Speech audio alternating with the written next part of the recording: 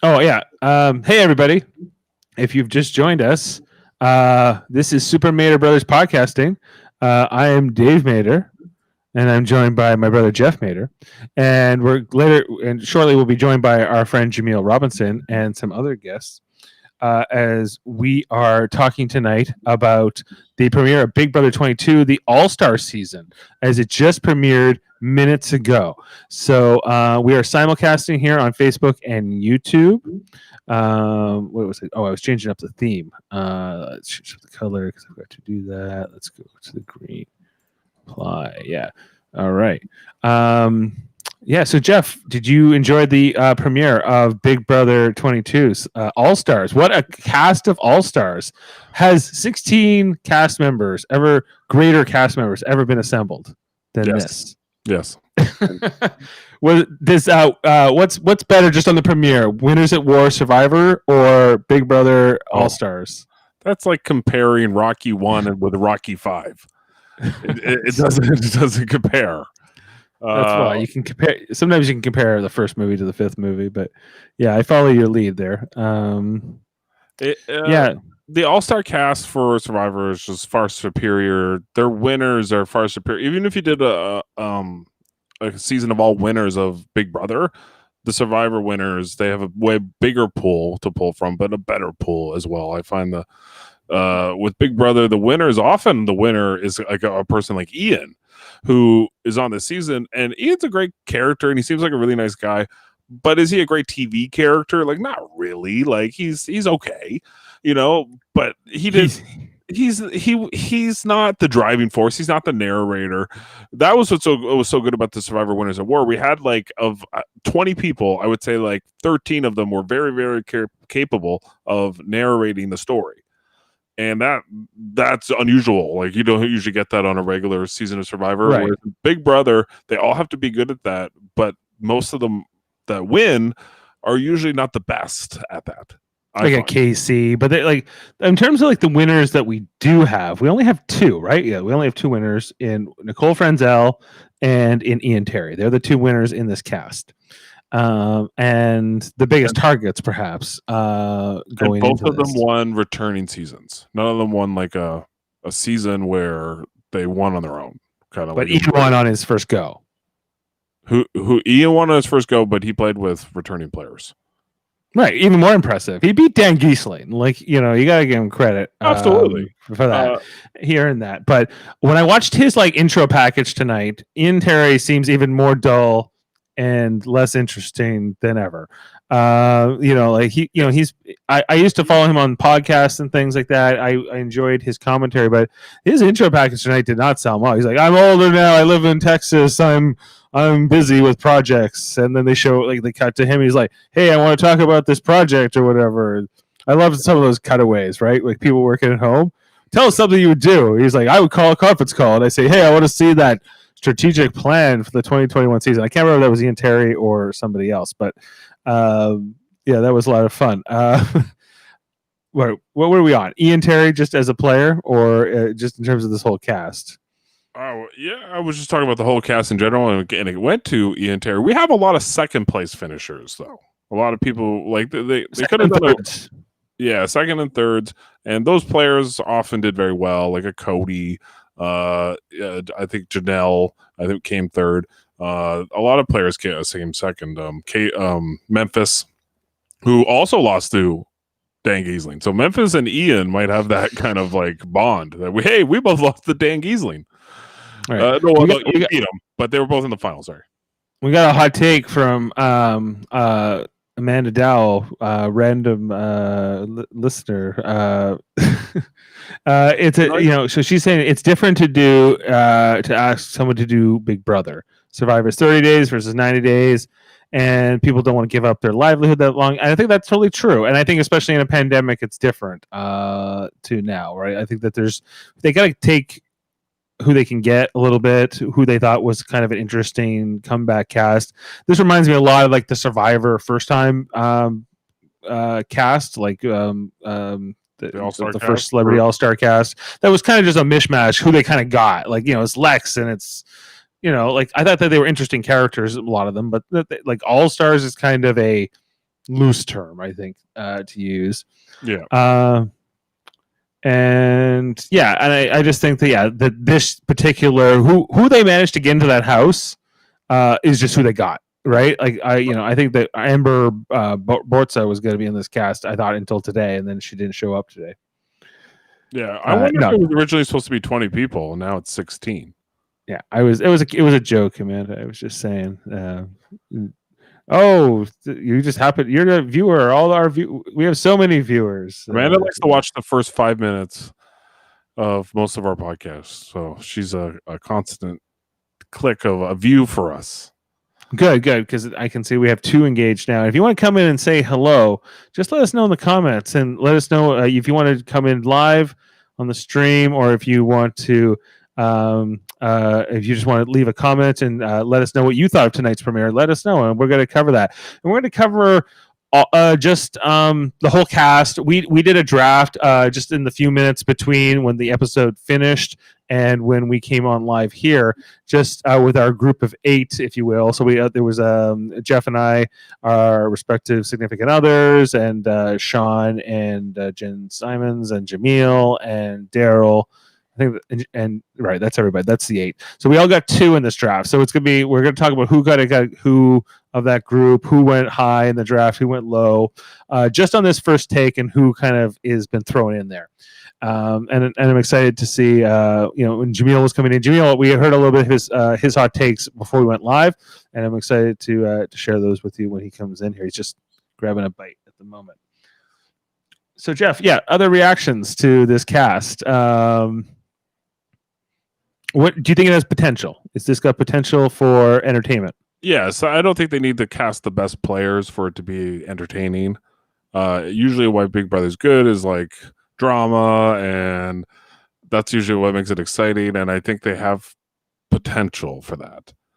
I think you're going to see, I think they have some dull players too, though. I do. I think they have some players that are just going to keep their heads down and not really get into it as much as I would like. But overall, I think we hopefully weed those people out early, and we keep the drama-filled people going into the jury.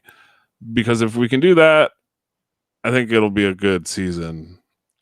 But so far, it will be a no showman season. I think it's going to be a very different kind of a Big Brother. It's more closer to like a celebrity Big Brother, I think, in some ways. Yeah, totally. There will be no showmans for sure. All these people are pretty much married, or there'll be not. It's not going to be a flirty season. It's not going to be the same kind of U.S.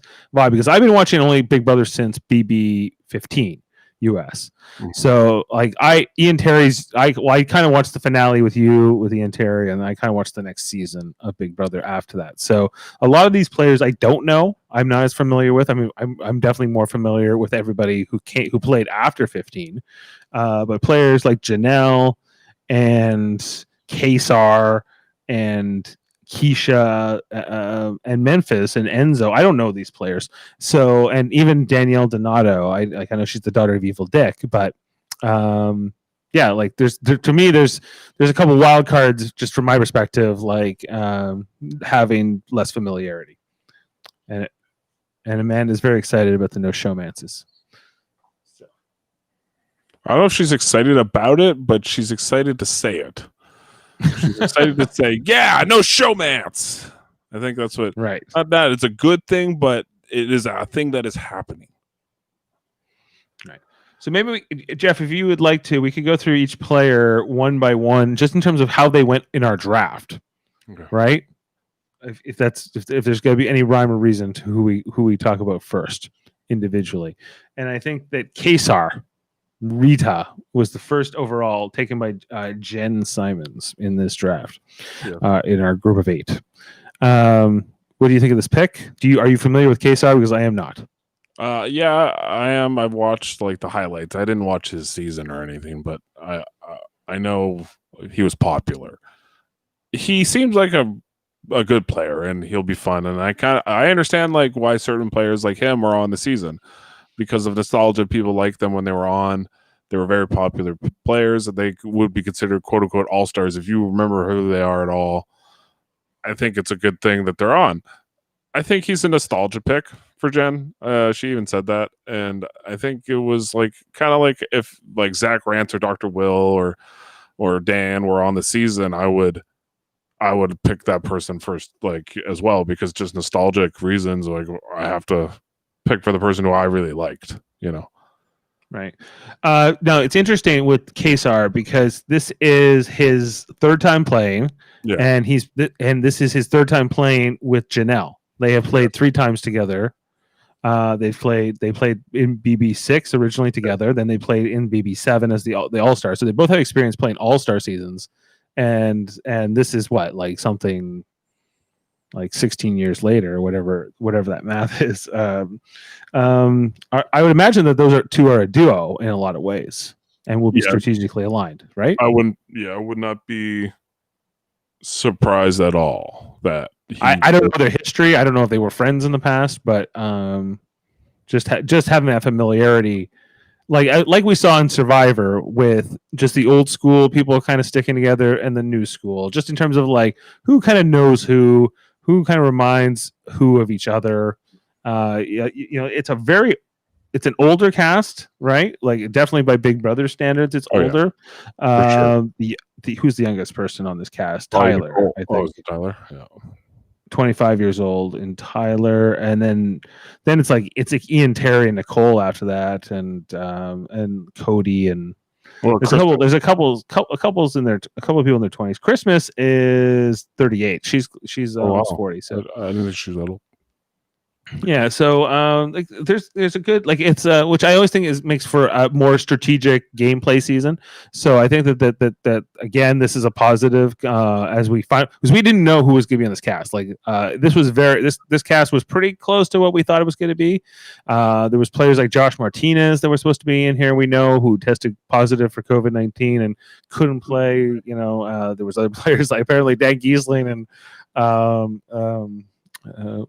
Derek Lavaseur, who were probably going to be in the season, but may or may not have been ratted out by Nicole Franzel, who got wind of such things and told CBS production. I'm not here to judge anybody. I just, that's what we hear. That's alleged. It's alleged. It's what it's fairly, it's out there right now. So I will report on it. I think it's worth considering. Okay, the next player taken was by you, Jeff. Cody Calafiore, my brother, who played as his brother Paulie had played a couple seasons after him, and was kind of a very famous, not so cool guy. Paulie Calafiore, but Cody Calafiore, the more superior of the Calafiore brothers. And Paulie Calafiore, known for the challenge, and having, I as far as I know, had a lot of success over there with Davon and a couple of others. But Cody Calafiore was part of the Hitman Alliance. There was a lot of competition tonight, Jeff, between the Hitman Alliance and what was the Memphis Alliance with Dan Giesling? They were called the Renegades. The Renegades, and obviously I didn't watch those guys. I don't know Memphis as well. I know the reputation of Dan Giesling, but that's about it. And so who do you think is better, the Renegades or the Hitmen in the history of Big Brother? Very similar stories, where one guy was clearly like the better player. And Memphis even said that tonight. He's like, I was playing checkers and Dan was playing chess. And I think very similar with Derek and Cody. One guy was playing. And they both admit that. They both had time to kind of reflect on those seasons. And they both say that I was good, but I wasn't. But also I had a really strong ally who did a lot of great things for me. So, and I agree that Derek got much further because of Cody. Right, but sure. I think Derek probably would have adapted to it. I'm guessing Dan Giesling as well. He was a pretty versatile player. They're both very well renowned winners in the game. Would have been great to see them in this kind of a gameplay. And it makes sense that they would be gaming before, because that's how good they are. But we have their right hand man, their wingmen here, Cody and Memphis. And Cody wins the head of household in this first challenge tonight. Okay, I think, and I got to call a little shenanigans on that. because Memphis went first, and then he had spun all the ones that were shaking, and Cody would have seen which ones were shaking. So, well, there was definitely one. There was a shot from above where you can definitely see that Memphis. There's one near the end that is still moving, and Cody definitely knows, right? It was interesting because everybody who took those steps, it was like first step, second step, and the bigger one was to the right, but that was like that was the trap one, and then to the left was like the smaller one, which was the right one. Everybody went for the bigger one, right? Because everyone, I guess that if you have the chance to jump onto something bigger, and you don't know which is wrong, you're definitely going to go on to the bigger one. So they fooled everybody there, but yeah, like because it took Memphis what, a minute and a half. A minute and like 20 seconons. I think Cody beat him by about a minute. Yeah, and you're like, "Whoa, this is hard. I don't even know how they're going to do this competition." Right? I think this is amazing. Like they tested this and they thought that they had time here to do a minute and a half per contestant, and then but then Cody whizzes through it. Now, yes, he had the advantage, but we saw that the rest of them knew they had to beat that time of Cody, and they all kind of whizzed through after Cody, even though they didn't make it. I think that the biggest contender was it Kevin? I don't. Yeah, none of them really got close, I would say. I think it was Ian. Ian was like, he was so close. Ian really gave it a close try, right? Like he was saying in his intro package, "Oh, I'm not even going to try to win a competition. I'm just going to lay low for weeks until the end of the game, and then I'll turn it on." Winning the first HOH is so strategically good, like I think it gets everybody coming to you, and that's what you want. You want to win the first HOH. I think it used to be viewed as a curse, but now I think it's really viewed as like a great way to like create an alliance early, and then I think winning the first HOH is definitely the best HOH to win, almost always. As long as you're not like a crazy egomaniac about it. Okay, and welcoming in Jaemeel. How you doing tonight? Welcome to the podcast for those listening. Just my first time on the Mater Bros show, so this is your first time on this channel. Okay, welcome. We're quite honored. Welcome to the Super Mater Brothers podcast as we're covering the premiere of Brother 22 USA. Yeah, and welcome. Yeah, so Jaemeel, of course, we time over on Live Long and podcast, and we do trivial debates and all those other things. But welcome to this channel. So this is where we tend to put entertainment that doesn't fall into the Star Trek category, tends to fall under Super Mater Brothers podcasting. So we welcome you tonight. So okay, first off for us, how do you like this premiere? Like overall, just are you excited? Just your overall, like, what's your headline coming in? I don't know what's going on with production because there seem to be so much technical difficulties. Like Big Brother US always seems to be like, there's a little bit of issues, but this one, it just seemed like there was a lot, like they weren't really prepared for this. They were kind of rushing into it. Like what was with Julie's audio, like one, it was cutting off, and two, people couldn't hear her at all. So yeah, you heard them saying, "We can't hear you," and then it was. They used to do these live, right? And it was like it's a whole new ball game. We all famously Big Brother Canada 8 at the beginning of this pandemic when it broke out here in 2020 had to shut down, even though they were already in quarantine. Their season was already a couple of weeks in. It came really down to the production staff. They couldn't really keep the production staff healthy. It was fine to have the contestants in the house quarantine, but people are coming and going every day from the studio, construction workers, different PAs, whatever. And so they probably have very strict protocols in place, maybe, and perhaps that's leading to the challenges we're seeing in just. The Julie's mic and just the format of how everyone came in, because they had to quarantine all these people. From what we understand, a few more than 16, a few backups too were probably in there, tested constantly for COVID-19, and then it shook out, and this is who came out. So sorry, I was on a long tirade there, but just to say that I think it's kind of a miracle we kind of have this Big Brother this year at all. So I'll take what I can get, clumsiness and all. That door wouldn't go into that have not room, right? That was crazy. Like it's just kind of like, I think that's kind of a sign of things to come. I think it's gonna be one of these seasons where it's gonna be like, I don't know. We're barely holding it together, but gonna be hopefully whack. we can get through. Is that what you mean? It's gonna be like a wacky season. Yeah, I think it's just gonna be like no live audiences, right? It's gonna just thank like God. sports is, right? Oh, that's my favorite part about this, but like by far. Well, people stopped booing like recently, so it's the Yes. live audiences haven't been like super great. I don't know. They should just have like a Twitter wall or something like that, and just see people get roasted, and have the contestants when they get out of the house be able to see what people are saying about them. That would be great. That would be great. That would be the Yeah. closest to what we're actually be able to, of people booing.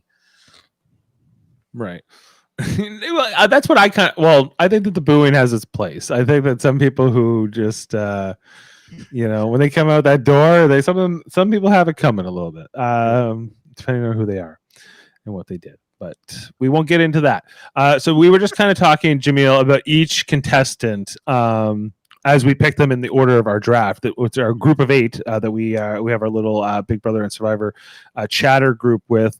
That you are a part of as well, and so we talked about Kesar so far, who I'm not familiar with. I've only seen Big Brother 15 forward, so I've been on for the last 7 years. Seen 14? Oh my gosh! No, I watched the finale of 14 with Jeff, and that's when I started kind of watching. You saw the day of the funeral, though, right? On 14. Yeah, I know the funeral, and I know kind of like the all-time highlights of the past, but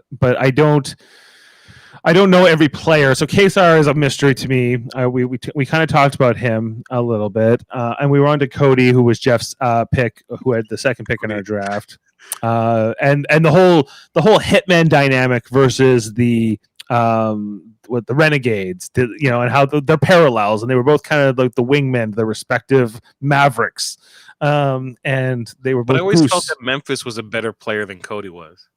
Yeah, well, and we're gonna see how this plays out. I think that they know that they're being compared. Julie called it right away, and the parallels are obvious. So, and how both men just deal with that psychologically, I think is going to be interesting to see.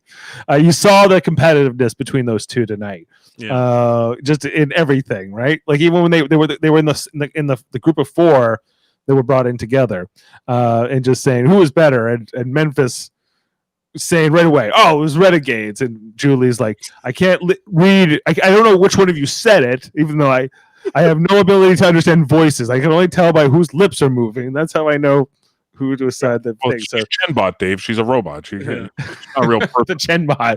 Please do not block the camera. Please do not block the camera. To read lips. Is this a door that slides or pushes open? Please sit down, or you will be evicted. Just kidding. She does it 3 times.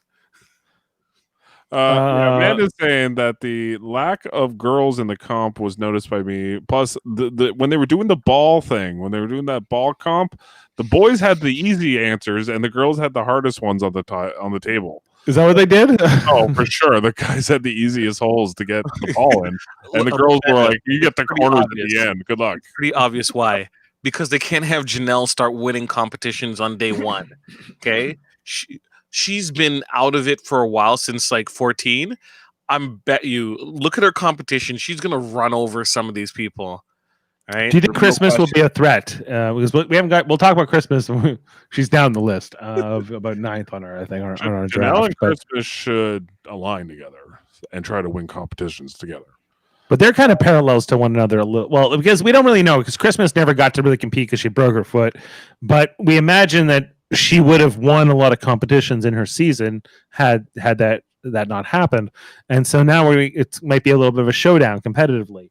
And it will be interesting to see how the other female players react to that like sort of like that intimidation, because I think Christmas and Janelle are sort of powerhouses. Just like on the male side, when you got like Cody, who seems like he can win everything. Tyler, you're going to see, is really strong. Ian too. Like there's like all Ian's, these. Like people talk about he's a mental threat, but he won some like gamer like competitions as well. He's no slouch at all. Do you know who's gonna wipe the floor with them competition wise? David. We don't know. We don't know how good he is. He's untapped potential. David Alexander. Come on. I think he is going to be a physical threat, but like a lot of these competitions aren't just like pushing a boulder from one side to the next. There's a little bit of thought that's involved, and he ain't ready. He ain't it. He ain't it. Mm-mm. Nope. Okay, so Cody Calafiore. I think just the fact that he went out and won this first HOH, we were kind of just talking about that right before Jaemeel joined, and I think that the first HOH is always the best HOH to win, as long as you don't piss everybody off, for lack of a better phrase. Don't like, I'm the greatest and you have to kiss up to me, and as long as you don't play that and just say, well, what's the consensus at the house, and this is kind of what people want. And Cody's point, like in his little testimonial with Julie, he was like, yeah, as long as like that one person doesn't win HOH next week, then I'm great. So he was probably going to nominate people who he thinks are less likely to do that. So Bailey and probably Nicole Anthony, or put her as this pawn, saying, "Hey, I want to work with you." Something have accents that are annoying. Yeah, I think we'll talk about Nicole Anthony and all that. Janelle was the next pick in our draft by Amanda. So as to Amanda's point, Janelle, she is hers. So and I don't know Janelle. I don't know the legacy of Janelle. She's saying she's a great comp threat. We did mention also that Janelle and Kesar have played. This is their third time playing together. They played in BB6. They played in BB7, which was the first All-Stars, and now they're playing again here together, and we have to imagine that they have a strong bond. Well, this is her fourth time.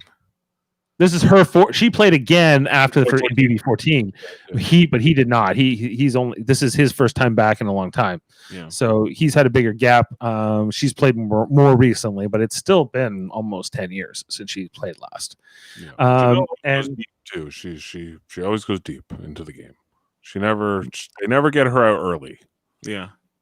It's just she's good at making sure she gets the jury. You tie your wagons to her, because if you're in an alliance with her, she's gonna win comms for your alliance. So, and for the most part, people feel like they can always get rid of her in the end game, which has proven to be true. So, why not? She can't win them all. She wins a good portion, but she's not perfect. Nobody is in these parlor games. They make them play. Yeah. So, I mean, they're all different. I mean, today, like, no wonder Cody won. He's a soccer player. He's gonna get across those things the fastest because he works with his feet literally every day. He's a professional soccer coach, right? That's one of his jobs. But he was a professional soccer player. So yeah, this was kind of built for him. He was made for this. He was bred for this. He was bred as his brother Paulie would say. My brother. Okay. So Janelle, I don't know her legacy. I thought her intro package was aggressive. She's obviously a very confident person. Oh, she is. But I think the more recent viewers don't know her like myself. And I'm excited to kind of see how I like her more than Christmas, who I'm not a fan. I'm not a fan of Christmas. So we'll talk about her in a bit. The thing about Janelle also is she's great TV too. Yeah. Right? Yeah. It seems like it. All the people like, oh, I like Rachel Riley because she says like harsh things to people that, is good sound bites. Like Janelle does that, but isn't annoying. So that's right. Yes. And she's also learned from some of the best players in BB. She's played with Dr. Will. She's played with Dan Giesling. Like she knows what's up. She's a good player. So I'm surprised she didn't go first. I was really surprised that KSR was ahead of her. Going next in our draft, 4th overall out of the 16 was David Alexander, picked by my wife Jane. As Jaemeel shakes his head, not disapprovingly of this pick. Now, David played last year, right? And he was put into this competition to fight for his life on like night 1, and he lost it. In the horrific BBUS tradition of always wanting to evict somebody within like 24 hours of starting the game, just to get everybody on their toes, I don't know why they do this. I hate it when they do this. And David Alexander was one such victim. Although he played in this camp comeback, this buyback twist, last season where he looked pretty impressive, like having no really thing to lose. Like he was already voted out, so he was waiting for a chance to win a competition. And in that respect, he was pretty perceptive, even though he was ostracized and kept out of conversations and strategy, that he kind of knew what was going on. He seems to be able to with that against him. And that's what the potential, I guess, that led for him to be part of this all-star cast. He was an all-star first boot. The producers were impressed with him, and they thought he got a raw deal, I think. And I agree. I think he was given a raw deal. I don't know if he should have been brought back for all-stars, but I mean, I don't hate that he's there. Let me put it that way. I wish there was someone better. Like Jody? Yeah, or like... Jody got a raw deal. Yeah. Jody who? Jody from season 14. First night boot. Any first night boots are tough. You know, like, so when they happen on Survivor too, like, I hate them. Like, they're just like the worst. Like, why? Like, let them play at least 5 days in Big Brother or 6 days. Let them play at least 3 days in Survivor. To get rid of them before they even start playing the game, it's just like, why? Like, why do you go through all this trouble to bring these people out here? I don't know. Like, I just feel for the contestants. Yeah, it's disservice to the whole thing. So, like, at least let them play like one cycle of the game. Let there be that chance to see this play out. I'm glad that, like, yeah, they're always like expect the unexpected, and there's going to be twisty season. They're going to unveil these rooms if they can get the doors to open. But let's just see. I'd like to see a more pure Big Brother game. I don't need crazy twists like Camp Comeback and other iterations of that. Give me a key wheel. Yeah, you can go back to the key wheel, right? The spinning key wheel. Okay, so David Alexander, we'll see how he plays out. Other than that, like, there's not a lot to say about him among this cast. Jane, interesting pick. We barely know anything about him, and that's why she picked him. He's a sleeper. Nobody's going to be targeting David in the All-Star season. Yeah. You know, he's gonna go far. Like, he'll probably make jury. Petty that I would vote him out first. Hey, like, what was her name on Francesca on Survivor? Yeah, just vote you out first. You're easy boot. Like, no one's gonna complain about you being gone. Well, the only person he might have a connection to is Nicole Anthony, who's my pick, who went next in this draft. I took her 5th overall. You know, I think that if she can survive a couple weeks here, if she's not like a target early, I think she's got a chance to go deep. I think people are going to keep her around. She's trustworthy. She's loyal. She's chills, man. She is good. She is good. She's not as much of a threat as some of these other people, although I think she will be perceived as being good. But her connection to David, if any, is going to be kind of interesting. They were kind of both outcasts last season together, and they didn't necessarily fit into the box, and so they bonded in that way. But will they stick together in this? Probably. We'll see. But everyone's going to be keeping an eye on them too, so there could also be that factor that they don't want too much attention. I also disagree with your statement about her fitting in, because I haven't listened to it, but supposedly she does reality TV podcasts. So it wouldn't be a surprise if she's talked to members of the cast in the past, so odd time that she's been there. So there could already be like a pregame alliance or, conversations of comfort. Like, I've already talked to them more so than David has talked to people. Oh, Anthony is a fellow podcast host as well.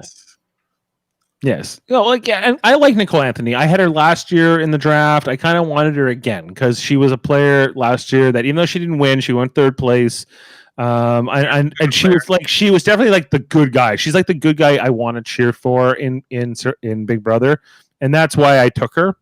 Pretty much because of that. And I think that she has potential, because I don't think she's the obvious choice, but I think that she could win if she's sitting in the final 2. Because I think that she'll probably have earned respect along the way. Just she's not a backstabber.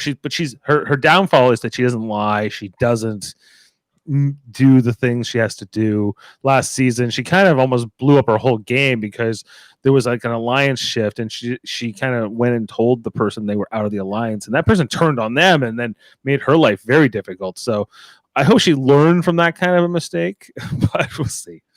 She makes a mistake here, she's gonna get dragged. It's not like, playing with rookies. Like you will get dragged if you make that big of a mistake and you get caught. Jeff, you have anything else to say about Nicole Anthony? I think she'll go far, like you're saying, but not. I think she's good at building like an alliance. Like that's what she's good at. But she played with a bunch of numbskulls last season. I mean, it'll be interesting to see her play with some good players. Right, and she's on the younger side of this cast. She's a 25. I think she's the youngest on the cast. Yes. Yeah, she is. Right. So cool. And yeah, we'll see how that plays out. Okay. The next went 6 overall. It was Jameel's pick, Kevin Campbell from BB11, who I don't know, but I loved his intro package. I love his energy and sort of everything about him. Jaemeel, do you want to speak to your pick? Kevin is really entertaining. He's a pretty decent player. At a time when playing was held at a higher standard, in my opinion, and I think that he has the drive in the remaining group that I had to pick from to win. I think that there are a select few people that are really determined to make a name for themselves, and I felt that he was going to be a character that's going to be able to play a lot of sides, and he's the token gay person for this season. I think he is going to stand out. Everyone's going to confide in him as usual, and he is good enough in terms of games and also in strategy to be successful. So to me, it seemed like a no-brainer. I know that like there were other people on the board. He wasn't even my top 2 pick, but I had a strong feeling of taking him. I think he's gonna do well for me in this draft. No, I think that he has a lot of potential too. If he's not kind of targeted, we'll have to see how the divisions of this house shake out. Like, will there be like kind of 2 sides? Who are they? Will it be similar to what we saw in the last Survivor, which was Winners at War, which is their last all-star kind of season? Old school, new school. I would imagine if that's the case, that Kevin falls into the old school group. He is about the same age as Janelle and Enzo, and even Christmas is close in age to him. But there's we'll see. I'm kind of curious to see where he falls socially in the dynamics of the house. Will he be someone sort of on the ins or on the outs? I think he's going to be like the bridge for a lot of people, because I can see him getting along with the Nicole that doesn't suck, as well as being a connective tissue to the old school players like Janelle and such. He's that type of person. I think he's going to be in a lot of conversations. He's going to be in the room, and you're going to need that, especially in this game. And he's smart enough to kind of to manage the waters appropriately, whereas other players, I think we have a lot of strong personalities this season, so having that person who is, yes, very flamboyant, but at the same time kind of knows how to, I think, would do a better job picking their spots. I stand by my pick. Jeff, any comments on Kevin Campbell? I think he's going to be good. He played in one of the most bonkers season with the Jordan and Jeff season, where we had like Russell and Shima and some of the craziest players that ever played Big Brother. So for him to come out of that season, the Shima eviction. Oh, the Shima expulsion. She was expelled. Great. Not knowing him, and do you think he went too high in this draft, or do you think he went right where he should have? He went. All right. So he finished third in a season with the Jeff Jordan season when everything was about Jeff and Jordan. So close. He went just as long. He went 73 days, same thing as Jordan. So, and Natalie Martinez, that was the final three. He might have won had he sat at the end. So there's a lot of third place people in this season. So there'll be a lot of hungry players, I think, and he's one of them. Okay. Next pick was Ian Terry by Sean Simons. He took husband of Jen, who had first had Kesar at number 1. So Ian Terry. We talked a little bit about Ian Terry already. I mentioned earlier that I thought he was incredibly boring in his intro package. I thought that the BB14 Ian Terry much more compelling than what I saw tonight. He was kind of a dull affair. But he came alive in that competition and gave Cody a real challenge for his 22-second time, which was incredibly impressive, even though he had a lot of help from the fact that Memphis had one of the things spinning near the end by the time Cody was still going. But yeah, Ian Terry, I think it was a good pick by Sean. I think that he's obviously a threat. I think that obviously a mental threat. I think he'll be identified as such, though, and I think he'll be a target. Thoughts, guys? Jeff, you want to go first? He'll definitely be a target, but he'll also he'll do what he did in season 14, where there will be bigger fish to fry than Ian Terry, and that's why he's going to do well. I think if they take him out, it's because he's winning too many competitions and he's creating too much of a threat level. But right. I think he'll do almost as well as I don't know if he'll win this season. I don't think he will, but he'll go far. He'll go final 7, I'd say, in that area. I'd be surprised if he went early. If Janelle wasn't in this season, I would agree. Right. That plus his kind of attitude during his intro package left me a little cold. I actually had him as number 1 on my board prior to our draft, but those factors kind of knocked him down, and I decided to kind of go with my gut with Kevin. Ian, as a player in 14, was did have some assistance with a lot of veterans, kind of taking them under their wing, like Boogie, Dan, especially a lot. But he did earn his victory, mind you. He won competitions, tough ones against very stiff competition, and he read rooms pretty well. But there were times and situations, especially social situations, where he was really left out of the loop. And due to his relationships, he was able to bypass some of the stormy weather. I don't necessarily see him having that same kind of luck in terms of who he's going to be paired up with. Will he be part of an alliance that is as good as the Quack Pack? I don't know. But I just feel like everyone is kind of hip to that, or Janelle will at the very least let everyone know, hey, let's just get Ian out. Let's not leave this person in too long. He's not going to be an immediate threat, but he is a threat if he gets to near the end game. And that paired with his attitude, I think that he's not long for this. I don't think he's going to fight as strongly as we would hope. Yeah, I tend to agree. I was not inspired by his intro package at all. I think I mentioned it a few times. So I think he's kind of a sleeper. But yeah, I think if Janelle is not on the same side as him, like to your point, knowing him from BB14 and him being the winner, that's he could not be long for this. Janelle also stood up at BB14 when Ian and Dan were in the final, and she said, because she knew that all the votes were going to go to Ian, and she totally roasted the entire jury for not giving it to Dan. She, so she has okay, I didn't know that. All right, so yeah, I think in hindsight she'll respect Ian's game, but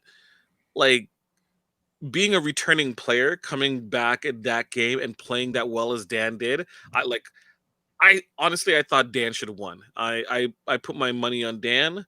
Um, Ian did a great job, but what Dan did was magical. Was magical, and um, I think there was a little bit of sour grapes and not wanting to, have Mhm. someone win twice again.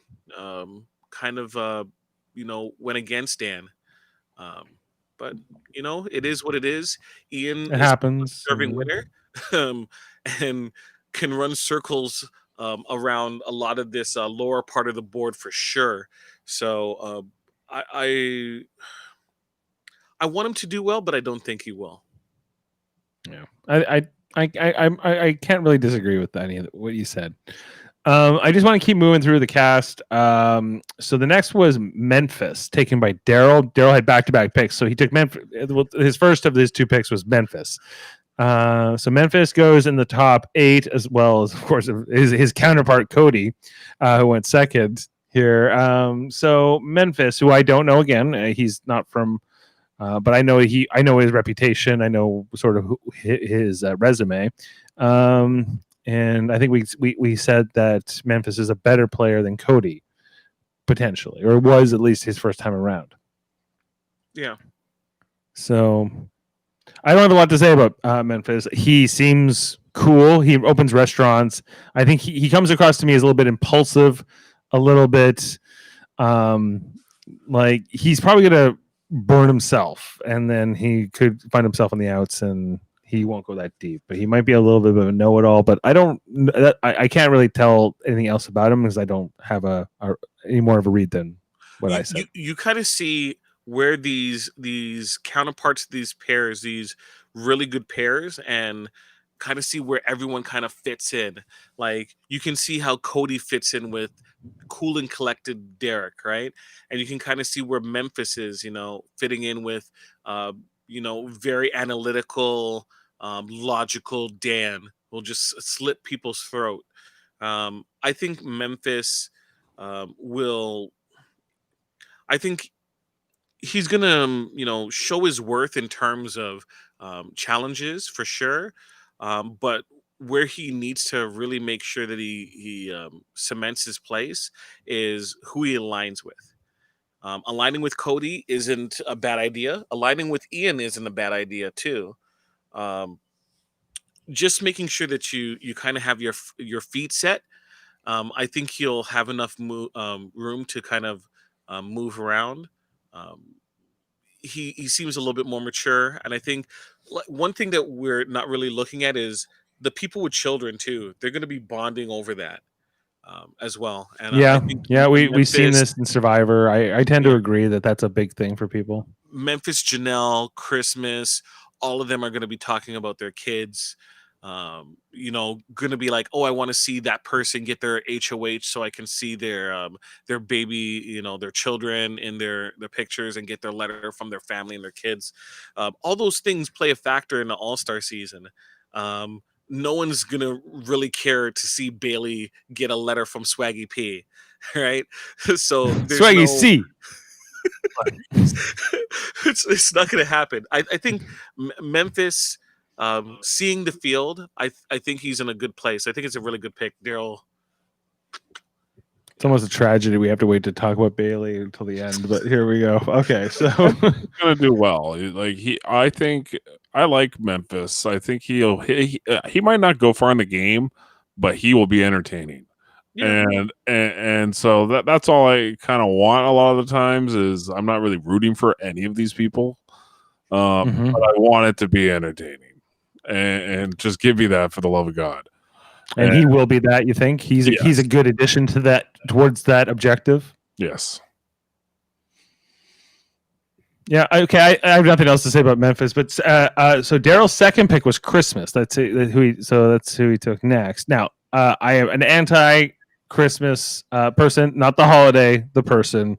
I didn't like her first time. I didn't like her and Paul and Josh's cult of personality and everything that they stood for in Big Brother 19. Big Brother 19 was terrible. I am against it. In particular, I'm against Christmas, the person, not the holiday. Again, and so she did well, I guess, tonight in her. I think she won the first ball thing, right? She did that in her head of household qualifier. She's still doing her thing, push-ups in front of cameras and doing CrossFit instruction. Good for her. Like, and she was a former NASCAR driver. I don't take anything away from her accomplishments or her fitness or anything like that, but I don't like her. I am an anti-Christmas again. The person, not the holiday. Jeff? I love the holiday. But as for the player, she's fine. I mean, she's good at the competitions, which I don't watch the show for the competitions, but I feel like other people do, and I feel like that's why she's there. And she's Janelle's counterpart, right? Janelle's good though at the game. Like Janelle's good at both. I mean, Chris, I don't know. You could say that like Christmas is objectively good in the fact that she was supposed to be a competition beast, whatever. That was supposed to be her strength, and then she broke her foot, and then she had to go into social game. And I don't mean to get into people's religions, but into her Scientology, I think she had some indoctrination in terms of like creating sort of that cult and like her little alliance with Raven and Chris and these people that were part of it. And Paul was the head of it all, and she was ready to marry Paul by the end of Big Brother 19. There was some disturbing things going on behind the scenes with that season, and this is part of the reason I have a strong opinion against Christmas. And so whatever, we'll see how it plays out. But I am cheering for her to go as soon as possible. Jaemeel? You know how many times she was a have-not in the entire time she's played Big Brother? I would imagine 0. 1 week. 1 week. Okay, close. 1 week she wasn't a have-not. The entire time she was a have. What does she care? It's not like she's eating like a bunch of pasta and some cookies. Like she's like a fitness freak anyway. Like I mean, she's probably like, give me the slop protein powder. I'm surprised she was on the. I'm looking through her kind of her bio page. She was completing 12 months of probation. She was able to. Yes. November 2019. Her probation was finished. What was she on probation for? Well, criminal mischief for slamming her car into her ex-boyfriend's new girlfriend's car. She took a plea deal to avoid jail time. So 12 months of probation, 25 hours of community service, anger management. So she has that in her back pocket. And $1,300 worth of damages. She had to pay a fine. Jeez. She's a character person. She's a stand-up individual. She has a history, and I think that she's actually going to do a lot better than people think, and they're going to be kind of surprised. Her and Janelle, I think, are going to butt up, right? There's going to be a respect, and Janelle will, I think, kind of see herself in Christmas and kind of be like, what would have happened if I got injured and I wasn't able to perform the way I know I can perform and I've shown, right? Christmas, if she's smart, should play up that whole thought process and like, Janelle, you're such an inspiration. I hope that I can perform as well as you. You have like set the bar so high. I want to compete against you, and hopefully we can compete at the end together. They're only 2 years apart. They're very close in age, so it's very possible they will become a duo. They have a lot in common. They have a ton of things in common. And so Janelle ain't no saint either. Like, right. So we'll see how this plays out. But yeah, I'd like to move on from Christmas, but yes, I'd like Christmas is over. I like to add a fun fact about Christmas and her her arrest, and the day of the incident of when she did that was my birthday. Ooh, happy birthday to you. Happy birthday, Christmas. My only question about Christmas, before we move on, is like, who? Okay, other than Janelle, who is she likely going to align with? Who is she going to find herself into a power alliance, or will she see herself more as a on the minority side of the house? David. David, yeah, she'll definitely align with David. Let's just work out, bro. Let's work out. Like, do you see her and Davon? Do you see her and Nicole Frenzel? Even Nicole Anthony. I don't really know. No, Bailey. her and Nicole Anthony will not be aligned. I'll be shocked if those two are aligned. I'll be shocked if Ian Terry's aligned with Christmas too. Like, that's not happening. So I think we're gonna say she'll probably have an alliance, but it'll probably be a small alliance. It'll be an alpha alliance. It'll be her, David, Cody, Memphis, and Janelle. All the beautiful people. Christmas will definitely be aligned with Cody, and maybe Janelle's all, but definitely. I think you're right. I think that's probably right, because people tend to align with people that remind them of themselves, and the models like to be with the other models, which means Bailey will definitely probably want to be with this group because she's a model now. But she won't be. She won't be, and she'll be pissed about it. And she'll be pissed off. She'll be throwing things. Sounds about right. Yeah, she'll be biting her cheek and whatever. Okay, Tyler was the next pick in the draft. Went with to Sean Simons again. So he had Ian and Tyler, who went second place in Big Brother 20. Tyler, I think, is a great player. I think a really smart guy. I had him the last time he played in our draft, and I think Tyler's a big target because everyone knows how smart he is. He can't play. His big strength the first time was he played the kind of the naive surfer man who played both sides of the house and nobody had any ideas. But this time he has this legacy that he's carrying around, and can he overcome that? Jaemeel, what are your thoughts on Tyler Crispin? Tyler is a strong pick, but I think there's too much heat on this guy. Like, I would be gunning from him from the get-go. Like, I don't know if he has another trick in his bag. Like, you can't play dumb. You can't play like you're gonna, I missed out. You were better than me in this comp. It's like people are gonna tell when they're throwing. And I think that he is just going to be an alliance, hope to be an alliance, and hope that takes him far enough that he can just try to win out. But against this type of crew, that's not going to happen. They're not going to let it happen. I think he's not long for this game. I think maybe fifth boot. That seems about right. A twist comes in and he's expendable. Jeff, do you agree with that? Yes, I think Tyler, the only way he lasts long into the game is if he kind of creates some sort of a new school alliance. That's the only way I see him doing well. So it would be like the Christmases, and who else is new school in this season? Like, we got Nicole, both Nicoles probably. Both Nicoles. Bailey. David, those type of players. If he can form a new school alliance, that's the only way I think Tyler goes somewhat far. But if not, the old school players will take him out so fast they will not want him around. The old school players will try to get him out because they know the rest of the new school players are pretty much numbskulls. I mean, most of them. With Cody being in power for week 1, do you see that Tyler and Cody maybe being paired up? I think I could see a Cody going after a Tyler and getting rid of him because he's going to look at him as a competition threat. Yeah, Tyler's going to be seeing that alpha group and wants to be a part of it, and they're going to pass on him. They're going to say this guy's too smart. We'd rather David. I hope you're right, but we'll see. Well, we'll see. I just in the same way that we think that I think because Cody as at first HOH, everyone's going to gravitate towards him. Everything's sort of going to orbit around him, and whoever is further out of orbit will be on the outs.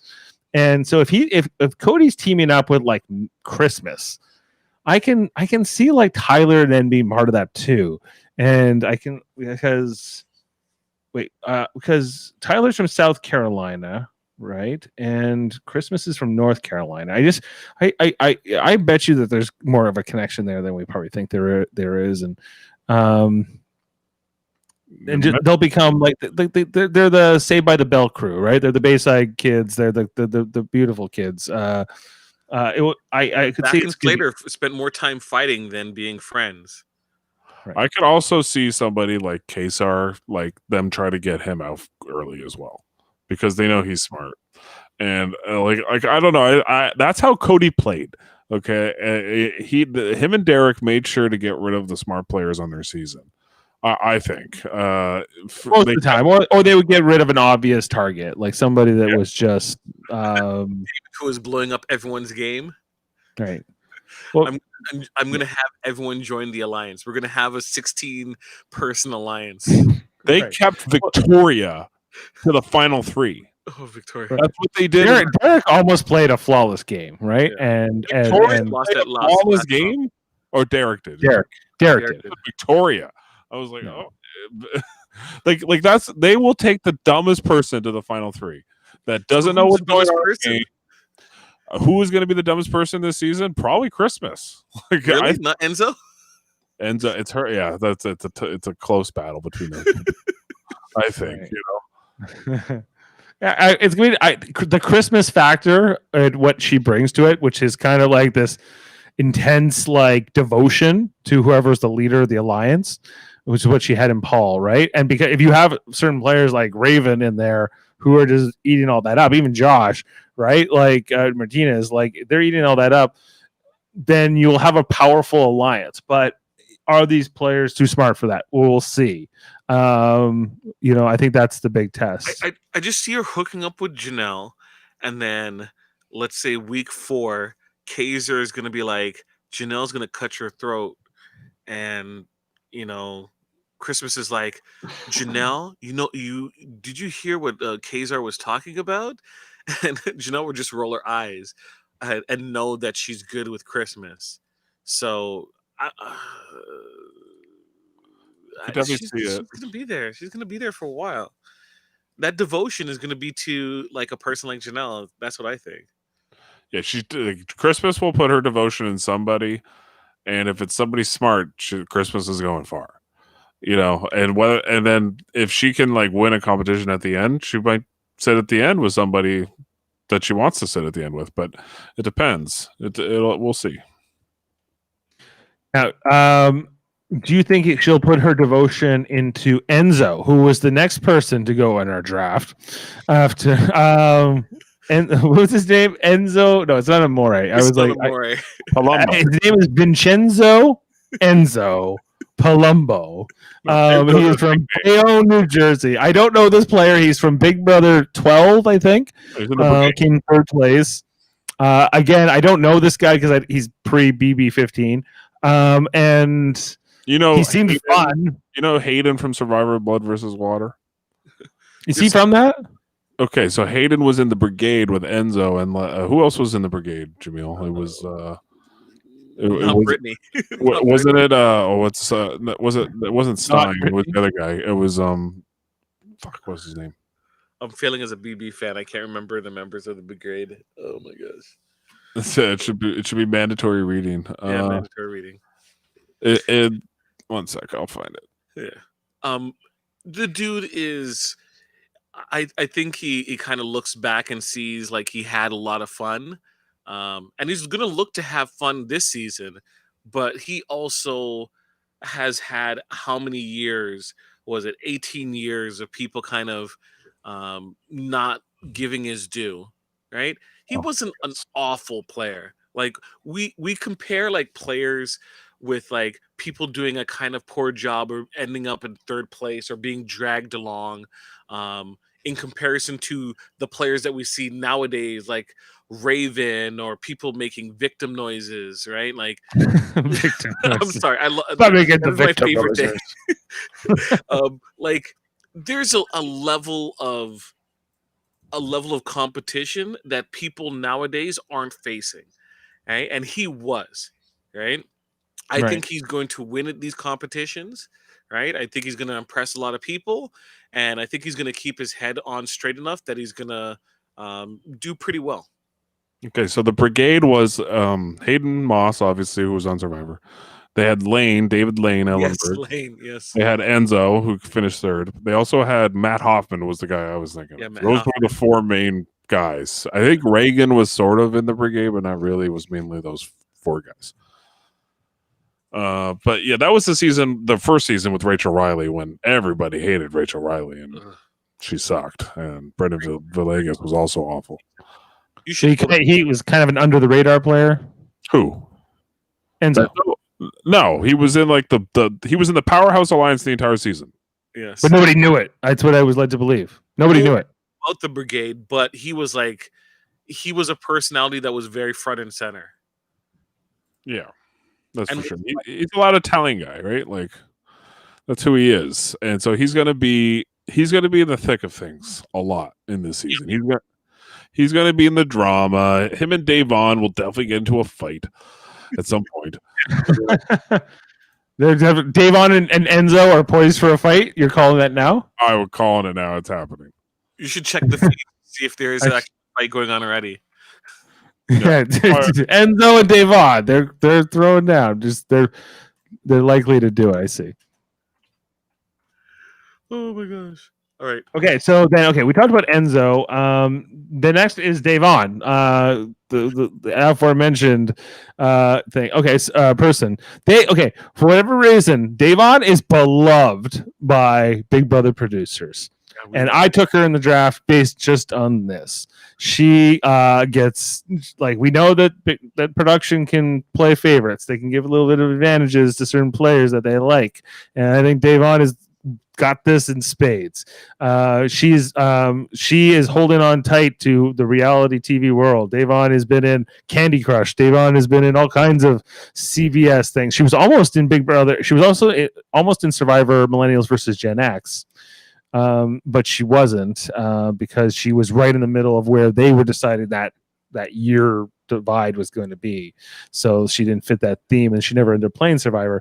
And I think that Davon is an incredibly smart player, but her reputation is that she's also kind of not smart because she gets into fights. She can't kind of let it go when in certain situations where she should. She'll get into an argument with an Enzo, I suppose, or was it? I think her fight was with Cody's brother, Paulie, right? Wasn't that one of her big fights back in her first season? There's a bunch. I like Davon's hit list of fights. If we could see, she was she got into it with Audrey, and I believe she got into it with Clay and Shelly at one point, and Jackie.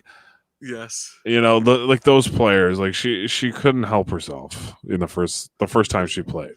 Honestly, with those people, could you help yourself? Really? No, I get it. I understand. But that's the whole thing with Big Brother is just get through the first 2 weeks. Shut up. Just don't get targeted. And she always don't away. She usually gets through the first part of the game. The first part of the game is usually not an issue for her. No, well, the first time she played, she got booted in day 10 or something, and then the second time she played, she got kind of lucky because there were so many bad players. At the beginning of you had remember Glenn? Hey, I'm playing Big Brother. Glenn Hewling? Glenn should come back, man. Glenn was awesome. Yeah. Remember Josea? Left on that island. I would have loved to if they brought back Josea for this season. Josea, Glenn, and Jody. I would have been happy if they were all stars. Yeah, all stars. Why not? David and Bailey are all stars too. Exactly. So Davon has also been on the challenge. Right. That's right. She's been on a bunch of seasons with Josea, and Paulie Calafiore. Yes, Cody's brother. As I mentioned during our kind of private chat, she looks like she's in the best shape of her career, her reality television career. Mm-hmm. You know what? Hopefully, third time's a charm. Maybe she does a little bit better this season. We'll see. But I don't necessarily see her making it to the end. But she can make it. See, thank you, Tina. Thank you. Indeed. Like, okay, yeah, like I thought that she looked great. I didn't know that Davon is an acting coach now. That's her new profession. But that was she's like, I just got too many people talking to me at the poker table about being on Big Brother, so I had to quit. Like, it worked out great. Now I can act.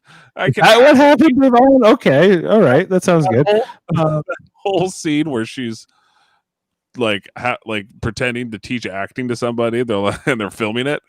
I was just like, what is this? Like, what are they doing? It's just, I had to stop, and I was just like, oh my god. No. Yeah. Do you think with the challenge connection potentially between Davon and Bailey as well? Could that be, or are those two more likely to fight, Bailey and Davon? They're both hot. They're both hot fire. I mean, for their own sake, they better not have a fight. They're either both of them up, no question, and that will kill this season. They are either going to be best friends or mortal enemies. There will be no in between those two, I think. Well, they know each other, right? From the challenge, they must know each other. So we should call up Foster and go, Foster, what is the deal between Bailey and Davon in the challenge? Are they neutral or are they good? Right. Our challenge expert. Right. Also, just as it relates, with Nicole Frenzel specifically, just the reference tonight to her marriage to Victor being weird. I agree completely. Like this is kind of what Big Brother does. Like, who's the woman who's the head of Big Brother production? Allison something. Allison Grodner. Alison Grodner, like, and all the people who work under her, like, they have their favorites. They love Jeff and Jordan. They love Davon, and they love Nicole and Victor, and like these, especially marriage stories, right? You see this in a lot of shows. The wood chopping scene, was that in Nicole's intro package at the beginning? I think I just missed that. And I'm not sad about missing it. No. The first half of the episode was a snoozer, guys. I mean, like, it was just like, I already know these players. Most of the things that they were telling me, I already kind of knew about them. So it wasn't anything, like, I was just like, I might as well watch a highlight reel of all these players, But didn't you find like the highlights were kind of like, where's the excitement? Like, yeah. No, like I was saying, Ian Terry's was the worst. It was like, I was like, this is actually pulling energy out of me. Yeah, right. Some of them were a little bit better, especially the players I didn't know, because I knew about half of these players, right, coming into tonight. And I felt like production, had some energy about certain players, and other players that were like, I don't know what you're gonna do. It's like, give it to the intern, because that's what it felt like. Right? The intern's gonna film this. Yeah, they were all, I guess, because everyone's been at home for months and quarantine and whatever. And I don't know if whatever effect that fell into this clearly, like that lack of energy, sort of what you would see in a normal Big Brother premiere, especially an all-star season. But it's not June, it's August, and obviously that there are challenges, and everyone's showing up in groups of 4 wearing masks on, and it's a different time. It's just a different time right now. So I think that's possibly leading in. But do you think the energy level, like when that first group came out and they looked around, they're like, wait, this person's on it? Davon's on this? David Alexander's that kind of season. Like, you look at Danielle Donato and you're like, okay. And you look, it's like, okay, it's Nicole, she sucks, but she won, right? And it's like, okay, and it's like Davon. It's like, oh, it's gonna be that kind of season, right? Yeah, it's like, David Alexander. You have that in your head. Yeah, like, when Ian is peering around the corner, right? He's probably like, is it going to be like people that are going to be like good, or is it going to be a bunch of new people that I don't know that don't really belong? Yeah, I got that feeling more than anything about. If I was Ian and I was peeking around the corner, I would have been like, am I going to see Derek? Am I seeing Dr. Will? Am I seeing Dan Giesling? Am I seeing the greats? I think he was a little worried probably to see Janelle too, and which he ended up seeing her. But I think like a Mike Boogie, like all these type of players that were the best at the game. Boogie wasn't making it, dude. Boogie wasn't making it, no. Right. I think that the whole all-star thing is very loose. Like, I think it's just the label that they've chosen here, but I think it's really like what's going to make for an interesting season. Like, what if you're going to do a returning season and you're going to kind of like handpick that who they thought was going to be good TV together. So you get all these interesting, especially people who I think had parallels to each other, like the Cody and Memphis example. But I think there's more examples of that among these 16 people. And yeah, and just the energy, like, and then I think that the season also has this, like the whole the have not room being locked out, and just Julie's mic not working, and all these kinds of things. Like, it's going to be a rough road. I don't think this is going to be an easy one, but I believe we will get to a winner, and maybe it will be Dave On. I kind of wish that the Big Brother Canada production team was working on this season, because it would be better. They're better production they value. do some good work, right? They do. I have issues with them in general, but like from set design to even in terms of how their packages go, I feel like there's an extra level of care that Big Brother US does not have. And the Big Brother Canada house is just a superior house, like for everything. But I think it allows for more people to like go off and have separate conversations. And I think that the Big Brother US house is basically just like paper walls. Like, you really have to whisper in room to room. There's way more overlaps in the partying and things like that versus it's claustrophobic. I prefer very claustrophobic. Yeah. I prefer the American house. Really? Yeah, because the American house it creates way more tension and way more drama. There's way more potential for fights and just people hearing things and people going paranoid. The BB Canada house they lock things down so well. Like, they go, all right, we're gonna go in this room, and it's like they close a vault door and they're like, and you can't, right. You can really have a private conversation right through an alliance meeting. Yeah. Mm-hmm. So like, I prefer for Big Brother the American house because I think it just lends more to good gameplay and like more exciting stuff. They whisper way more, which is way more annoying for a viewer. I understand that, but the gameplay I think is way more fast and exciting in the American version. Other question is, what do you think about not the have-nots starting so early in the game? That's a little bit unusual too. Why are they doing that? Well, they don't have a pre-week. Usually Big Brother has a pre-week before they go to air, so they have like stuff that's pre-filmed, getting everything in order. With this one, they're hitting the ground running, so they might as well. Plus, in a week's time, they're going to need the next Have Not competition to fill up that time until they get their twist set up. They usually use Sunday to set up whatever twist that they have. So as that's not going to be really happening until the following week, the week after, sorry, they should have nots next week or it should be next week. Yeah, the new HOH. I think let's see how long Christmas can go without being a have not. Yeah. That will be your moment of truth, right? Or will it be? We'll have another situation like Jackson Mickey eating grapes in the shower, sneaking food because it was very scandalous last year. Like, I personally don't need the have not in the game. I don't think like it adds a little bit of stress to the house. I get, but I guess, but it's really, to me, it doesn't add much to the game anymore. I'd rather they didn't do it. But if you're gonna do it from the beginning, I guess. And I like have nots. I wish they brought the grocery competitions back. I want them to suffer and having to work for stuff.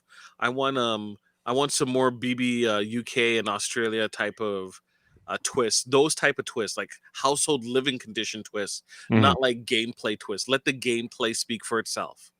I wish I knew who the have-nots were because I forget, right? Because they always announce it at the beginning, and then I'm like, "Who's a have-not still?" And then until you get in the diary room with somebody, they're like, "I'm starving. I can't eat chips or whatever," and they're just I think they should wear going like on. a pin or something. Like I always thought, like why don't they put a pin on them or something and just like I'm a have not or whatever, and then like at least the audience would know, right? Like you go okay, well then that person's more likely to yell at somebody because they haven't had their cookies.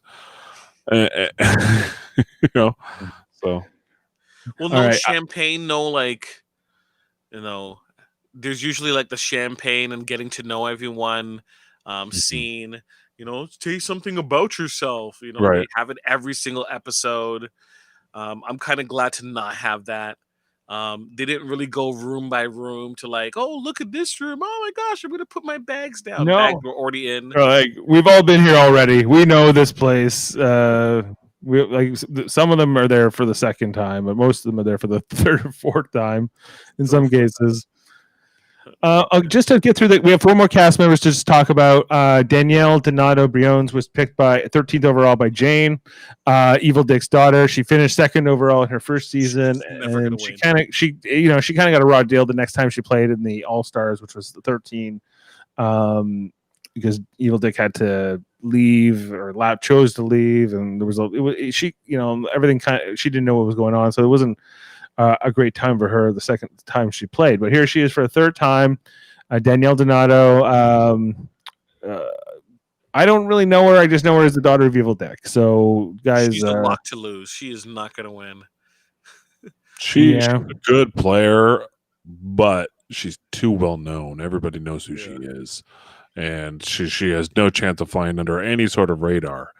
I would say Really, you think she's got more of a reputation than Ian Terry, or no? But I wouldn't say she has more of a reputation, but she definitely has a reputation. She has more than Bailey or David or friggin' she finished second. I think there's only like 3 people that finished second on this season. So she's good. Now did Evil Dick have a lot to do with it? Yeah, but she did well, like too, like in that first season that she played. Like she was definitely a huge part of the strategy. So she's a good player. She knows what she's doing. I think she'll do good. I think she'll do okay. She's a safe pick, though. I think definitely a safe pick. You don't need to get blood in her hands. I don't really see her connecting as well as other people do in terms of connective tissue. She's like early enough where she's like old school, but does she have a relationship with Kaiser? Does she have a relationship with Kevin? Does she have a relationship with Janelle? I don't really get that vibe at all. So, and like, Dick rubs people the wrong way. A lot of people the wrong way. Evil Dick, her father.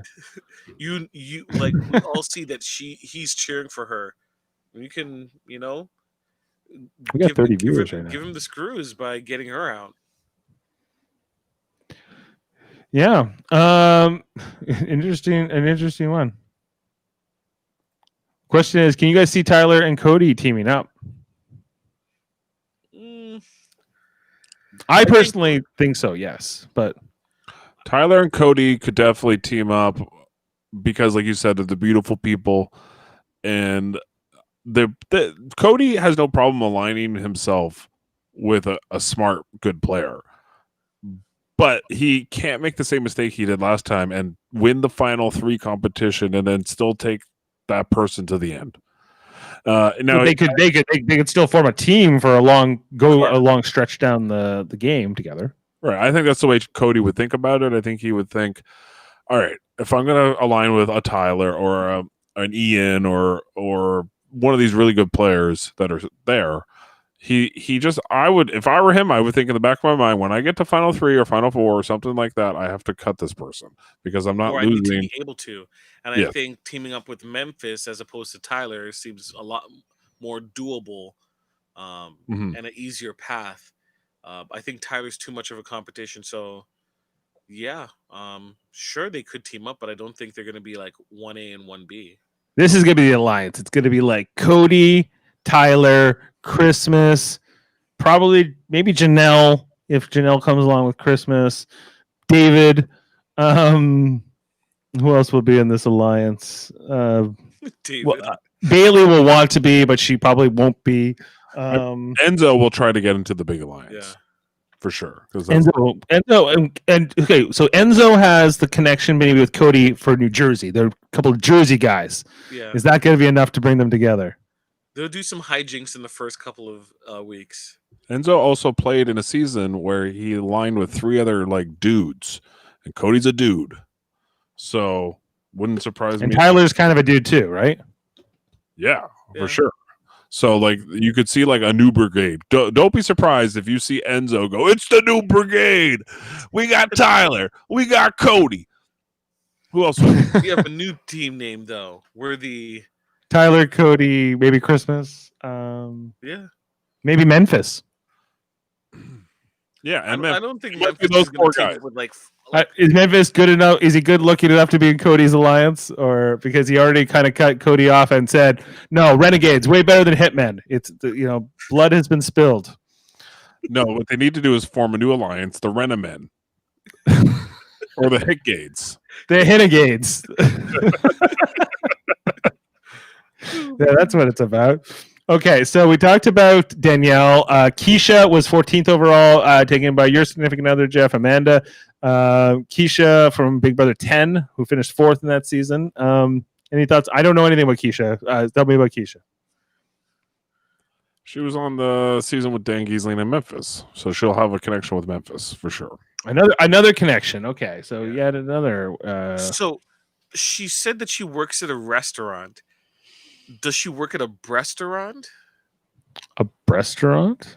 Yes. You say? Is that like with the boob waitresses and stuff? Yes. Like the Hooters and things like that? Because she seemed, how should I say, very driven in terms of her skill set that she was presenting on the show. I thought she was the least memorable player in tonight's episode. I didn't know anything about her. That we talked about the intro packages being a little bit weak, and I was like, "Who is this player?" Like I said, I didn't know a bunch of these players coming in, but she just did not leave an impression on me at all. Yeah, Jeff, what do you think of Keisha? Her and Enzo are the 2 oldest players. They're both 42. I think she's. Yeah, I agree. Like I was watching the episode and I'm like, I remember you, but like, you're not what I remember from that season. For certainly, even though you made it pretty deep, you weren't like a favorite of mine. You weren't. I didn't dislike you all that much. She's well, maybe she'll be good. I don't know. I hope so. So, like intro package alone, as I mentioned before, where does she work? Do you know what she does for a living? It's a waitress. Is she a waitress? I didn't. Wikipedia says she's a waitress in LA. That's it. That's it. Look, I don't really see her. Like, what is her connection to people? Right. But this is the kind of player I think flies under the radar. Like nobody's going to be thinking about Keisha Smith. Like we got to get Keisha out. Who's going to be coming for her head? Who's the one that won Celebrity Big Brother and Tamar Braxton? She might be the Tamar Braxton. She went last in our draft, right? And here we got this Keisha Smith who went very low in our, not last overall, but she went very low in our draft because I don't think anyone's thinking about her. And I think that's a good thing. If I was a player and I heard that, I went really low in this draft. If I can survive, that sort of few weeks of not being a target when targets it's so easy to become one because you just have to say the wrong thing, rub the HOH the wrong way, and the next thing you're on the block and it's Big Brother and you're gone, right? Like you're on the block, you have 50% chance of going. There's nothing on this. I find, I don't. There's no juice. There's no juice to squeeze out of Keisha Smith.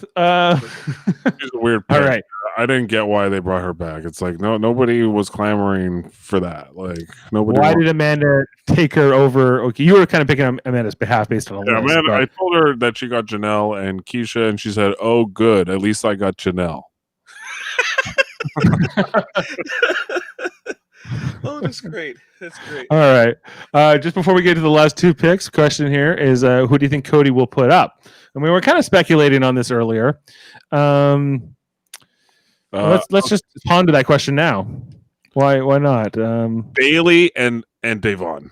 That'll be my guess. No, you can't do that's social suicide.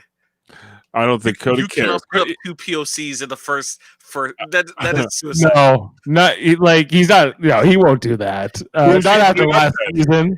He's not Jackson We'll Mickey. call him He's not in. putting up men. He will put up girls. I think He will, and I think the safest thing to do is put up Bailey and Keisha, and I think Bailey's one of them. I think it's either Bailey or maybe it's Okay. Davon. it's not Davon, but I think if you put Devon is too respected, yeah. right? Because she's been at the parties and such. People respect her. People don't know Bailey. And people don't know Keisha. I mean, Keisha's been gone forever. Yeah, so Keisha and Bailey. I would personally, if I was Cody, I would put up like Bailey and Nicole. Nicole Frenzel. Yeah. Oh my Nicole god! Frenzel. You can't do that. You can't put on me. I know she's always. That's one of the big reasons I hate Nicole as a player and as a television personality. She's like, oh no, it sucks, and she just whines, and her edit is always just a ton of that, right? And she wears them down. Like, to her credit, she plays well, but just to watch it, you're just like. She does that when she wins HOHs, Dave. She'll go, oh my god, I don't want to have to put somebody up. Blood on my hands. Look, if Cody's smart, he's gonna, take from the Vanessa Russo rule book and go, okay, anyone I put up is someone who didn't win the first competition, right? So you have all the people who are safe automatically that won those competitions. So you have your Janelles, you got your Memphis, right? You got your Ian. All of them are safe. And then you're like, okay, I don't have a personal relationship, and talking with the people in the on the house, and really only 2 people were not really spoken for, and that is you, Bailey, and you, Keisha, right? All the heat is directed towards the rest of the swaggy. All the heat is directed towards the rest of the household, because he's like, everyone else spoke for everyone else. I don't know what's with your relationship. Whoever doesn't get voted out, you're like, you know what? I really talked to the house to try to get you to stay. Thankfully, they did. But what happens is I want our relationship to improve. So, maybe we should game together. Like, you should kind of take the negative that is the votes, put it on the household, and then flip it around, and whoever stays, bring them in. Right. Yeah. I think that's. I think you're onto something there for sure. Just a couple comments here. Yeah, no more swaggy, and then can David go far? I think David is a smart player. If we'll see if he can get in with an alliance. I just don't think he should have been picked that high, though. No, he was taken very high in our draft. He went 4th overall out of 16. Yes. We talked about Nicole, the Nicole, we call her the Nicole that sucks, because we have Nicole Anthony, who I took very high in this draft, and then Nicole Frenzel, who went 15th overall. Jeff took her. It was between Jeff had the choice: is it Nicole or Bailey? And he chose Nicole, but I would have taken Bailey. Bailey. No way. Bailey's got 0% chance of winning this game. Nicole, I bet you my Nicole will go farther than your Nicole, Dave. No, I don't. I think you might be right, but I don't want it to be true. Yeah. Nicole Anthony is an angel. She's a sweetheart. She's like a really good person. And Nicole Frenzel is not that. She's kind of the antithesis to Nicole Anthony. She's going to do well. No, I know. But who's her alliance? Who's Nicole Frenzel's alliance in this game? Tell me. Anybody, whoever, it doesn't matter. Nicole doesn't. She doesn't. She just kind of floats. Like, she just kind of like figures out, like, okay, what's going on? Just don't target me. And then when she gets power, block, why? There would be a lot of that. So she gets wind of it. She's gonna try and hook up with Janelle, and Janelle won't have it. Chanel's like,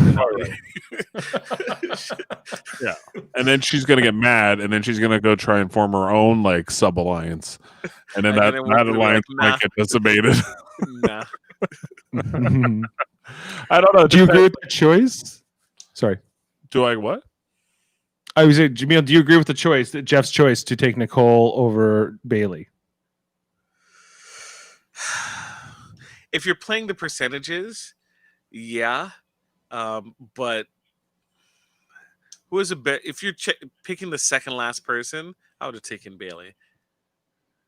Yeah, because Nicole as a former winner, who is we're talking about like players like Danielle Donato being a target, but who's a bigger target than Nicole Franzel in this house, right? Like she went winners, the past winners. Look, no one is gonna let someone get a second, a previous winner get a second win. The only other winner is Ian, right? Yeah. Ian Terry.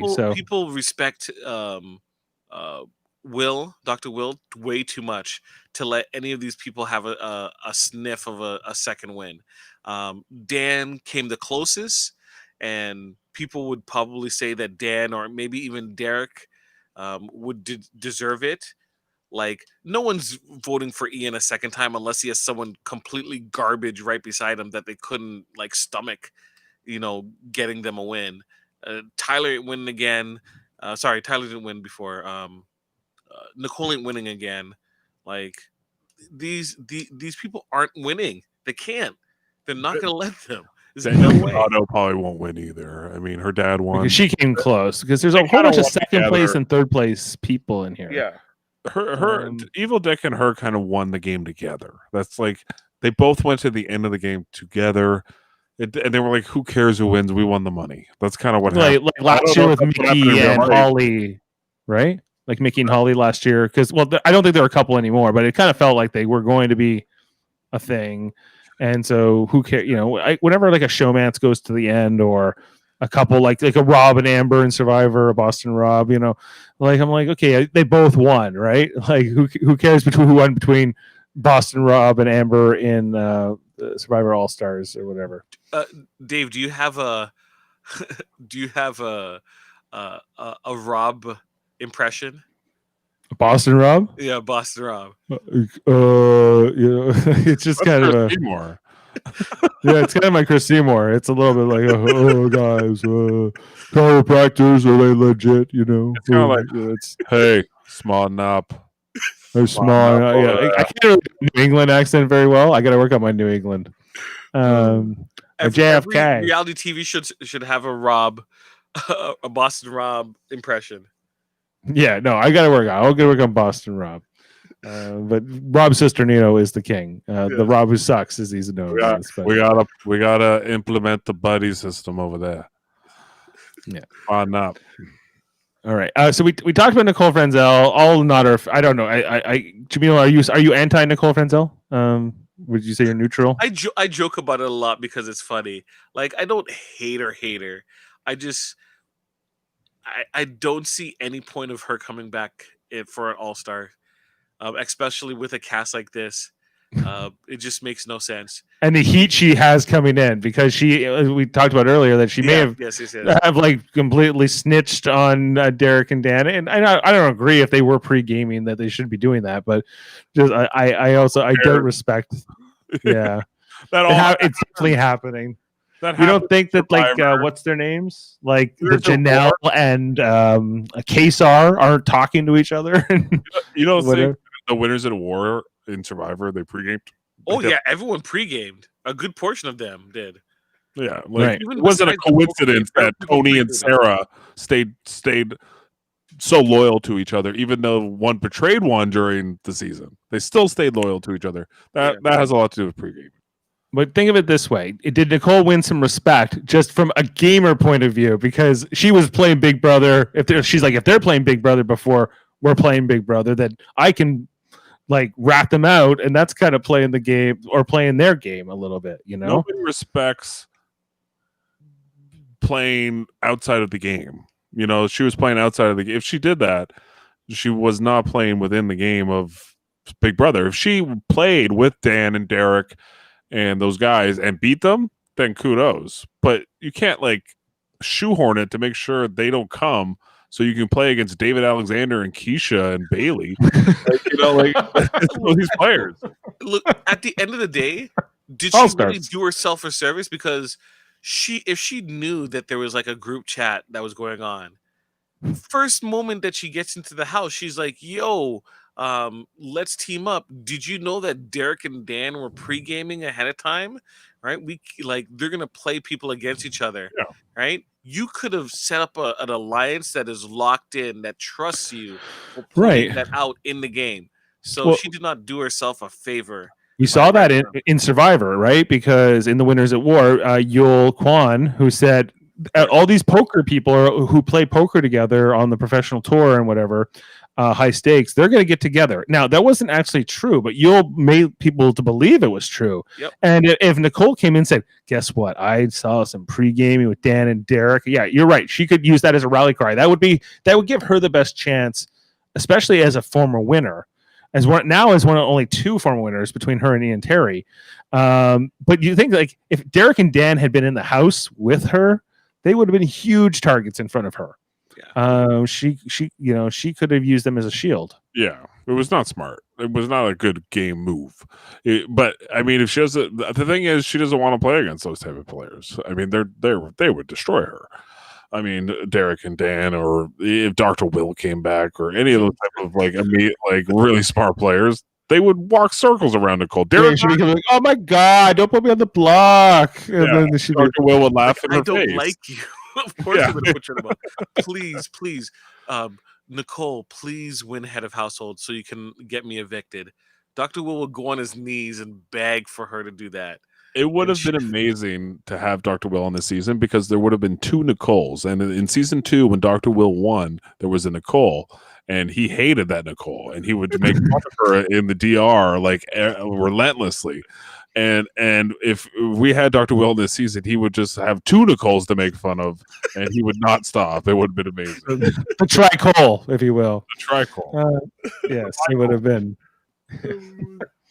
Okay, and our last player in our draft was Bailey, as we've talked about. That was the choice you had. That's the final two between Nicole and Bailey. Now, Bailey, okay, her intro package. Can we talk about her and Swaggy C? Because he returned. They have moved to LA. She is a mom to her dog, first and foremost. Let's not forget that. But it's she's a model.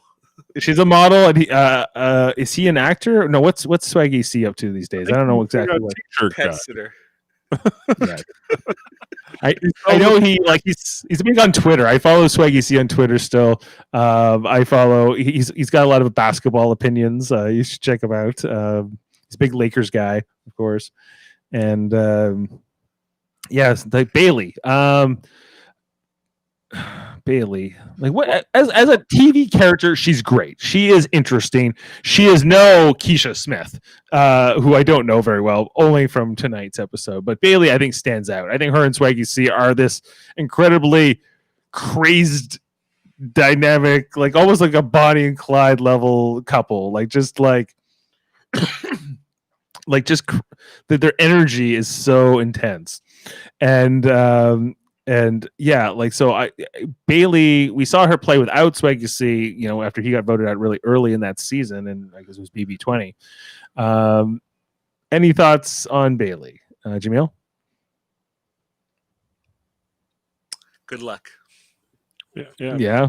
Swaggy C's cheering for her. He says, his tweet from earlier tonight: "Why the girls get the hardest ones at the end, and y'all gave the boys them foo-foo ass close targets. What we doing here at CBS Big Brother?"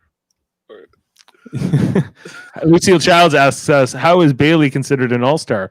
I don't know if she's like the least all-star of these all-stars. She said yes. She said yes. That's how it happened. Yeah.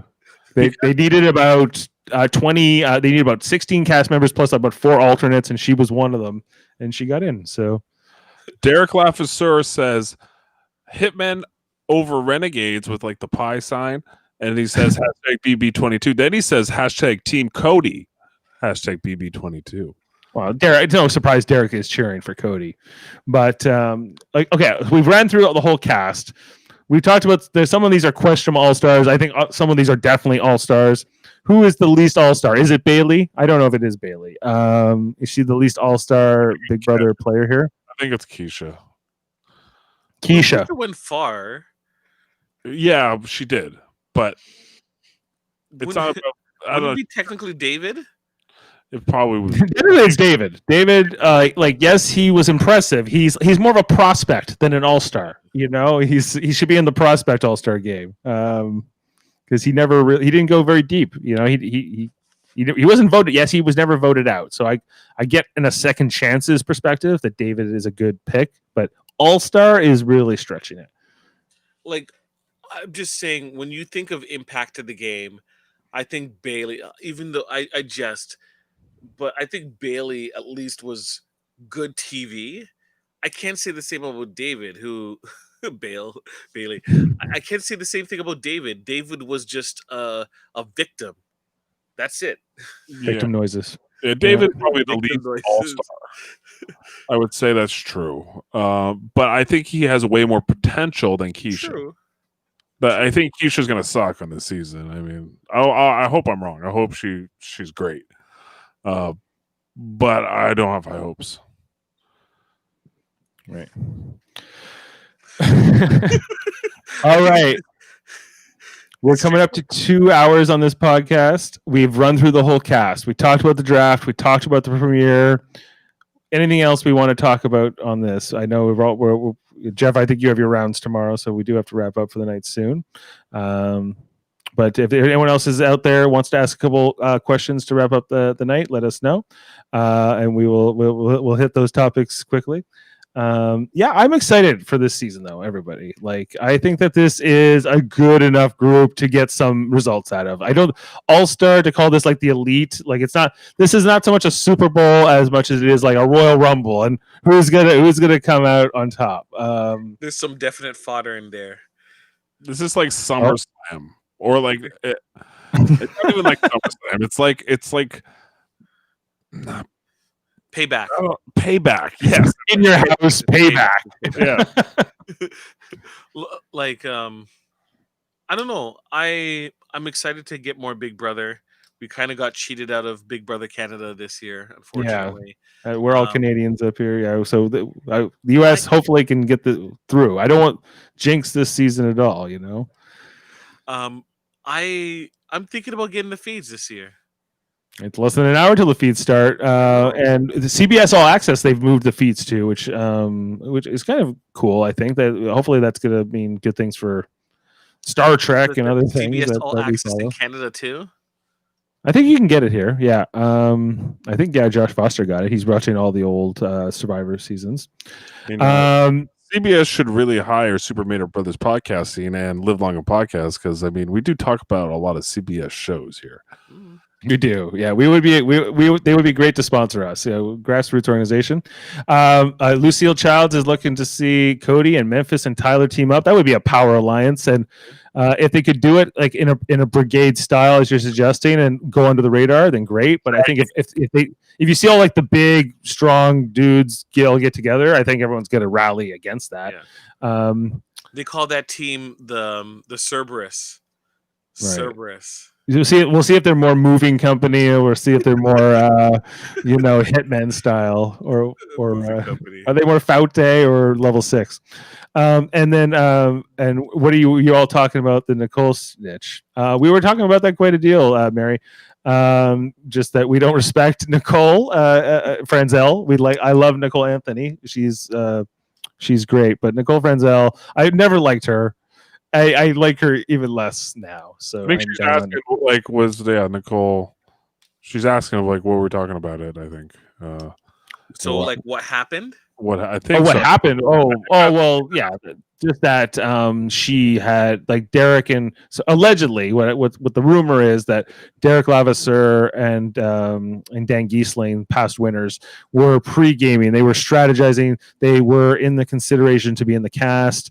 And what happened was, that they that Nicole apparently got this information and took it to CBS and the producers, and so they were kind of removed from consideration, and there was a lot of backlash. Derek put out a tweet saying that he was kind of quashing it, saying he was upset with Nicole, but that leave her alone or not, what it is, or something along those lines. So I thought he said I'm disappointed, but he wasn't a part of a group chat. Which, right. Not saying that him and Dan weren't talking, Yes. but I think the rumor was there was a bigger group, and I think that's where the rumor is kind of sitting on, where it wasn't a bigger group. That is correct. That it was just a pair of them, and he's just a little bit disappointed that Nicole was talking about their business. I think he did later on say to leave her alone, though. Right. Yeah, I don't agree with like cyberbullying or anything like that. Or I can not like Nicole, but I don't need to like at her all day on whatever. We need You're not evil dick. We need a villain on the season, and Nicole is going to be the villain, and she's going to play it well because she's the cute, folksy, oh my god person, and it's going to be fantastic to watch the other players. I think she's generally like been treated very well by the other players, but I think this season I don't know. I think she's gonna get roasted in the DR by the other players.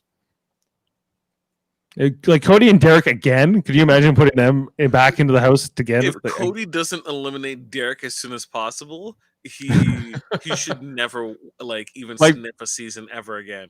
What a way to kill a friendship, because you put those guys back in there again, and yeah, no way Cody does it over again. He might go with Tyler, but Tyler is not a Derek. I don't know. Like if you put like Boogie and Will back, like they would definitely align. Like there's no way they wouldn't. You know what I mean? Like they would pretend to not be aligned like they did in All Stars, but they would definitely be aligned.